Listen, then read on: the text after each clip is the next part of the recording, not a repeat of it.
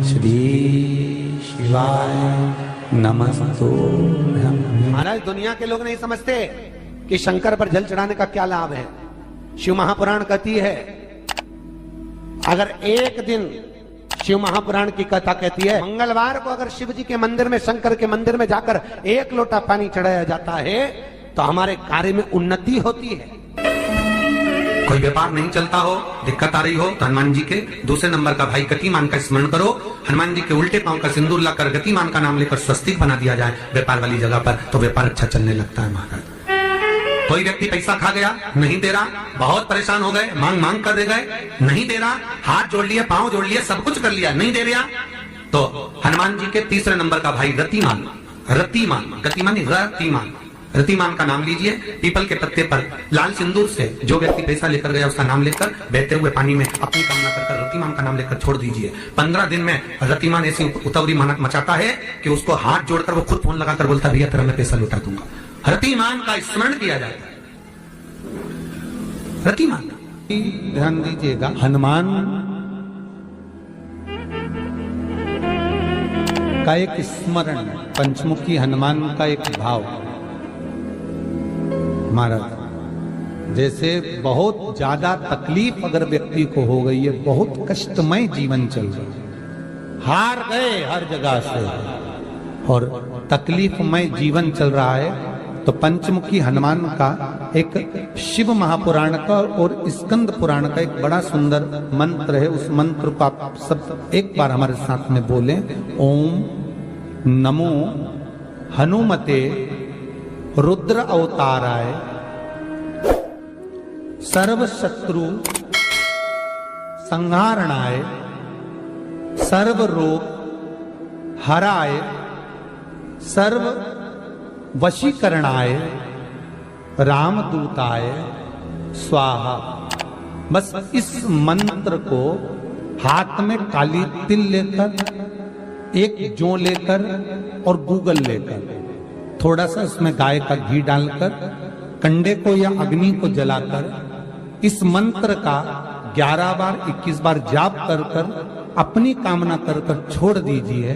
कैसा भी रोग हो, बीमारी हो, कष्ट हो, दुख हो, तकलीफ हो, 21 दिन के अंदर वो आनंद आना प्रारंभ कर देता है। इस मंत्र, स्कंद पुराण का, शिव महापुराण का ये मंत्र मूल पंचमुखी हनुमान सुख दे। और एक और चीज याद रखिए हमारा, यदि कोई काम के लिए जा रहे हो, कोई व्यापार के लिए जा रहे हो या नौकरी करने के लिए जा रहे हो और लगी नहीं रही, बहुत तकलीफ पा रहे हो, सर्विस ही नहीं लग रही, बहुत कष्टमय हो गया, तो निवेदन करूंगा 5 पीपल के पत्ते पर बेसन के 5 लड्डू घर में बने हुए, गाय के घी के 5 लड्डू रख लो। उस लड्डू के बीचों बीच एक आटे का दिया और उसमें तिल्ली का तेल डालकर इसी मंत्र का प्रयोग कर कर पंचमुखी हनुमान का किसी भी हनुमान के मंदिर में जाकर, दक्षिण मुखी हनुमान के मंदिर में जाकर उसको रख कर आ जाइए। इसके बाद आप उस काम के लिए जाइए, आपका काम सफल हो जाएगा। आपको किसी को नहीं कहना पड़ेगा कि हाथ जोड़ना नहीं पड़ेगा, किसी के पांव नहीं पड़ना पड़ेंगे, तुरंत काम होगा। बस इस मंत्र का स्मरण कर कर पंचमुखी हनुमान का भूतेश्वर जो मंत्र है वो सुख देने वाला। पूरे घर में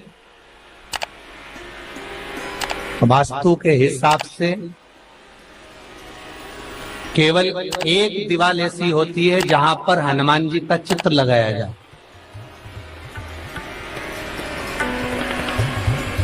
चाहे तुम पर्वत उठाने वाला चित्र लगाओ हनुमान जी का, चाहे बैठे हुए लगाओ, चाहे रामायण पढ़ने वाला लगाओ, चाहे लंका दहन करने वाला लगाओ, चाहे राम नाम जपने वाला लगाओ, चाहे लक्ष्मण को संजीवनी देने वाला लगाओ, चाहे मौन मुद्रा में लगा दो, चाहे स्तुति में लगा दो, चाहे भजन में लगा दो। हनुमान जी का कोई भी चित्र लगता है तो ना पूरब में लगेगा, ना पश्चिम में लगेगा, ना दक्षिण में लगेगा। हनुमान जी का अगर चित्र लगता है तो उत्तर की दीवार में दक्षिण को देखते हुए लगता है, केवल एक ही स्थान।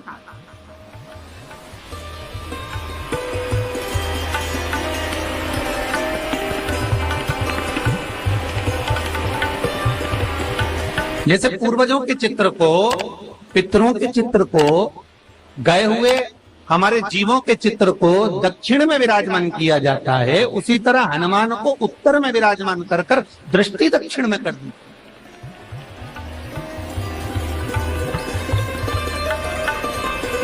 घर में हनुमान जी के जितने फोटो होते हैं उसको केवल दक्षिण दिशा में लगा, वो उत्तर दिशा में लगा बिठाते थे, और दक्षिण की ओर उनकी दृष्टि होना चाहिए, दक्षिण की ओर उनका मुख होना चाहिए।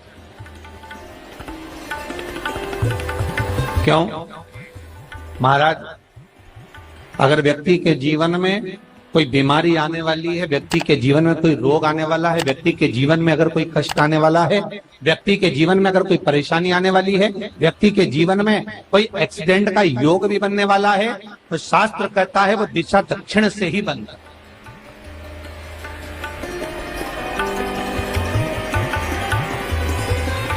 ये दक्षिण जो दिशा है ये यम की दिशा। यहाँ संपूर्ण परिवार के साथ यमराज अपने आनंद में निवास करते।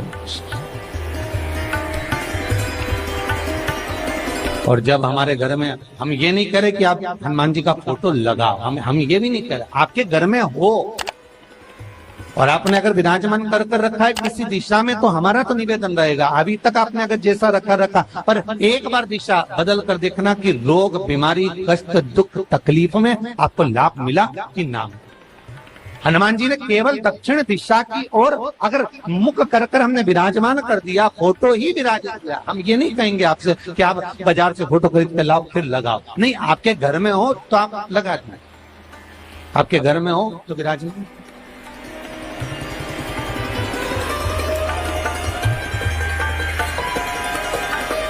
अच्छा, कितनी विपरीतता है वो भी आप जरा जानिएगा महाराज, कि शंकर भगवान के ऊपर जो जल चढ़ाया जाता है उसकी जलाधारी उत्तर में जाती है महाराज। भगवान शिव का जो जल जा रहा है वो उत्तर की ओर जा, और हनुमान जी को उत्तर में विराजमान कर मुख दक्षिण की ओर कर। क्यों? प्रबल दिशाओं में उत्तर और दक्षिण महाराज, ये जो दो दिशाएं, इनको साधने के लिए कोई देवता आगे नहीं। अगर इन दिशाओं को कोई साधने वाला है तो केवल एक देवाधिदेव महादेव ही हो सकता। काल का हरण करने वाला वो महान काल ही हो सकता। शंकर का ही एक अवतार है हनुमान जी महाराज, रुद्र अवतार महाराज। हनुमान जी से कहा तुम दक्षिण की ओर दिशा पर संभालिए, शिव जी कहते हैं मेरा जल जब उत्तर की ओर जाएगा तो इस दिशा को मैं संभालू, चिंता ना करिए। जो स्मरण करने वाला होता है, भजन करने वाला होता है, कीर्तन करने वाला होता है, नाम जाप करने वाला होता है, उसका भी शास्त्र विधान कहता है, उसका भी व्याख्यान वर्णन करता है कि जैसे एक दिशा के रूप में हनुमान जी महाराज को विराजमान कर दक्षिण की दिशा पर हम विजय पर, अर्थात रोग पर, बीमारी पर, कष्ट पर, तकलीफ पर हम विजय प्राप्त कर सकते। ऐसा नहीं कि ऐसा कोई रोग नहीं जिसकी दवा नहीं है, पर जब तक भगवान की कृपा नहीं होगी तब तक कोई औषधि मिल सकती नहीं, कुछ प्राप्त नहीं हो सकता। जब भगवान करुणा करते हैं तो आप रूप कुछ ना कुछ सुख की अनुभूति हो जाती है, अपने आप सुख का भान हो जाता है। तो जैसे दक्षिण का जो स्वामी तत्व है, दक्षिण पर जो दृष्टि देने वाला श्री हनुमान जी महाराज है, इसलिए हनुमान जी को उत्तर की दीवार पर विराजमान कर उनका मुख दक्षिण की ओर रखा जाता है। वास्तु शास्त्र के हिसाब से, वास्तु नियमों के हिसाब से सारे फोटो कहीं पर भी लगा सकते हो, पर हनुमान जी का अगर फोटो तुम्हारे घर में है, हनुमान जी अगर तुम्हारे घर में विराजमान है, हनुमान जी का चित्र तुम्हारे घर में विराजमान है, तो उसका मुख दक्षिण का होगा, तो रोग, बीमारी, तकलीफ, कष्ट ये सब दूर हटते। कई लोग प्रश्न करते हैं, गुरुजी आप कहते हो कि हनुमान जी महाराज शंकर भगवान का एक अंश स्वरूप है, एक अंश स्वरूप। पूरी शिव महापुराण की कथा को उठाकर देखिए, स्कंद पुराण को, मत्स्य पुराण को, कूर्म पुराण को उठाकर देखिए। एक बाणासुर का चरित्र और एक श्री हनुमान जी महाराज का चरित्र बहुत सुंदर। शिव का एक अंश माता अंजना के तप साधना से शिव की प्रागट्यता और शंकर भगवान की प्रागट्यता से शंकर का स्वरूप प्रकट हो। इसीलिए तो कहते हैं शंकर सुमन केसरी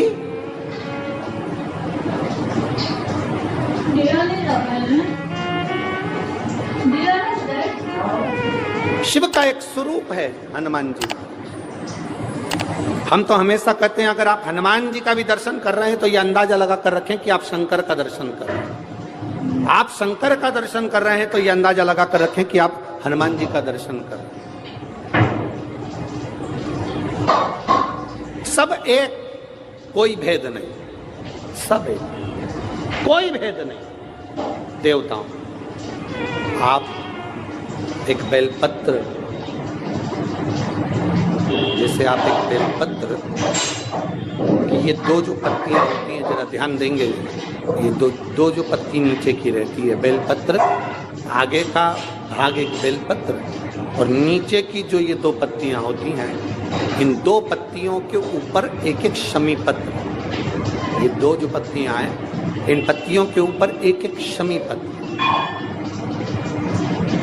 और लाल चंदन ये रखकर कितना भी रोगीला व्यक्ति हो, रोग से ग्रसित व्यक्ति हो, जिंदगी में कितना ही दुख पड़ रहा हो, बेलपत्र की ये दोनों पत्ती जिसके ऊपर शमी पत्र रखकर, लाल चंदन रखकर श्री हनुमान जी महाराज और हनुमान जी महाराज के तीसरे नंबर के भाई श्री गतिमान जी। हनुमान जी कितने भाई हैं? 6। उसमें हनुमान, रतिमान, प्रतिमान, मतिमान, गतिमान, तो जो नीचे के क्रम में आते हैं श्री गतिमान जी, उन गतिमान जी और हनुमान जी का नाम लेकर जो शिवलिंग के ऊपर समर्पित कर देता है, रोग का निवारण होता ही है, रोग मुक्ति होती है। मंगल का प्रदोष निकाल कर रख लो कि मंगल का प्रदोष इस दिन पड़ रहा है, मंगल की त्रयोदशी तिथि पड़ रही है, प्रदोष व्रत मंगलवार का पड़ रहा है। और जिन लड़का लड़की को मंगल होते हैं, जिन कन्या और वर को मंगल होते हैं, केवल शंकर भगवान के मंदिर में जाकर चौमुखी दिया, 4 बत्ती का दिया आटे का, उसमें घी डालकर लड़की शंकर भगवान के मंदिर में मात्र 7 बार शंकर पे से उतार कर 3 बार स्वतः उतार कर शिव के मंदिर में रख देती है, उसका मंगल आड़े आता ही नहीं है, मंगल नहीं आता संग। मंगल प्रदोष व्रत का इतना महत्व है महाराज। जब जिस महीने में जो प्रदोष पड़ा करे, जब प्रदोष पड़े, बन सके 1 बेलपत्र, बन सके 5 बेलपत्र, शमी पत्र, हरे मूंग, हरा मूंग, बेलपत्र, एक कलश के अंदर थोड़ा सा पानी लेकर 1 बेलपत्र, हरा मूंग, शमी पत्र डालकर और उसमें थोड़ा सा गुड़ डालकर भगवान शिव का स्मरण कर कर प्रदोष काल में, मान लो कोई काम आपका बहुत जरूरी है, बहुत दिनों से आप थक गए हैं, नहीं हो रहा, कर्जा बढ़ रहा है, धन नहीं आ रहा, व्यापार नहीं चढ़ रहा, या कोई समस्या बहुत प्रबल है, कोई एग्जाम में बैठ रहे हो नहीं हो रहा, परीक्षा भी दे दी है, रिजल्ट आने ही वाला है, तो भी प्रदोष काल में, प्रदोष के समय वो जल, मूंग, शमी पत्र और बेलपत्र और गुड़ का शंकर के शिवलिंग को समर्पित करना प्रारंभ कर दो। 2 या 3 प्रदोष करोगे, बाबा आपकी मनोकामना शीघ्र पूर्ण कर देगा। शंकर भगवान पर चढ़े हुए जल जब नीचे की ओर आता है, जिस जगह पर जल गिरता है उस जगह पर मात्र एक दुर्गा प्रदोष के दिन अपनी कामना कर कर इस शरीर के सुख के लिए शंकर भगवान के जल गिरने वाले स्थान के पास में अवधूतेश्वर महादेव के नाम से रख दी जाती है, तो जिंदगी में कभी बड़ी बीमारी नहीं आती। उसी तरह जिससे रोग को समाप्त करने के लिए दुर्वा का प्रयोग किया जाता है। कभी ऐसा योग लगे आपके जीवन में कि आप जिस व्यापार को आपने करा उस व्यापार में आपको फल नहीं मिला, फिर आपने व्यापार चेंज करा, फिर बदल कर देखा, फिर उस व्यापार को कर देखा, उसमें फल नहीं मिला, फिर आपने वापिस व्यापार को बदलने का विचार किया, तो हमारा निवेदन रहेगा उस व्यापार को बदलने से पहले एक काम जरूर कर देखो। 3 स्थान पर बेलपत्र को चढ़ाकर देखिएगा। अगर आपको लगे कि मैंने व्यापार बदल लिया, एक बार बदला, कई लोग ऐसे भी होते हैं जो पैसा इकट्ठा करते हैं, धन एकत्रित करते हैं, और कोई व्यापार ऐसा कर लेते हैं जिस व्यापार में धन चले जाता है तो वो धन वापिस नहीं आता, वो व्यापार का धन वापिस नहीं आता, तो बड़े दुखी होता है कि भाई मेरा गया हुआ पैसा नहीं आ रहा, मैं बड़ा कष्ट में हूं, मेरा खुद का ही आ जाए ना तो मैं निहाल हो जाऊं, मेरा अपना ही नहीं आ रहा जो गया हुआ है, तो मैं क्या वर्णन करूं उसको, क्या। उनके लिए भी ये प्रयोग, ये शिव विद्येश्वर संहिता का ये भाव बड़ा सुंदर है। आप व्यापार पर व्यापार बदल कर देख लिए, धन भी हमारा कहीं डूब गया, आ नहीं रहा है, तो प्रयास करना 3 स्थान पर चढ़ाई गई बेलपत्र हमें सुख अनुभव करा। बहुत ध्यान लगाइए। पहला, अशोक सुंदरी की जगह। अब ये बेलपत्र जब भी आप चढ़ाएंगे तो रविवार की अगर प्रदोष पड़ जाए, कौन से दिन? रविवार की प्रदोष के दिन ये प्रयोग अवश्य कर देखिएगा। ज्यादा बार नहीं करना है, केवल एक ही बार करना, बाबा स्वयं कृपा करेगा। अपने मंदिर में, अर्थात अपने घर के पास कोई मंदिर हो, शिवालय हो, देवालय हो, जहां शंकर भगवान विराजमान हो, शिवलिंग हो, ऐसी जगह पर अवश्य करें। हमें कहीं दूर जाकर ये प्रयोग नहीं करना, अपने शिवालय, अपने जो घर के आसपास में शिवालय हो वो। एक बेलपत्र अशोक सुंदरी वाली जगह। अब उसको अशोक सुंदरी की जगह पर भी चढ़ाने का तरीका क्या है?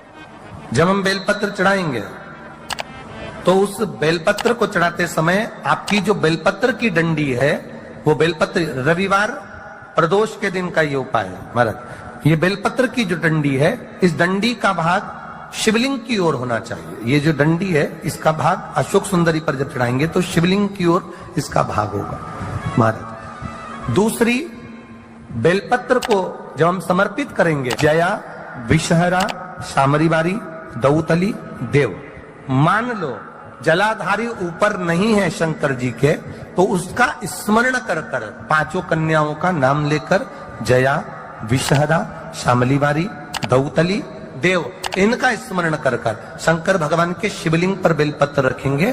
बेलपत्र कहां रखना है? आप अगर यहां बैठे हो तो आपके विपरीत में डंडी का मुख होना चाहिए। ये बेलपत्र की जो डंडी है, इसका मुख आपके विपरीत में हो। आप यहां बैठे हो तो डंडी उधर होगी, आप इधर बैठे हो तो डंडी का मुख इधर होगा, आप उधर बैठे हो तो डंडी का मुख इधर होगा। आपके ठीक विपरीत की ओर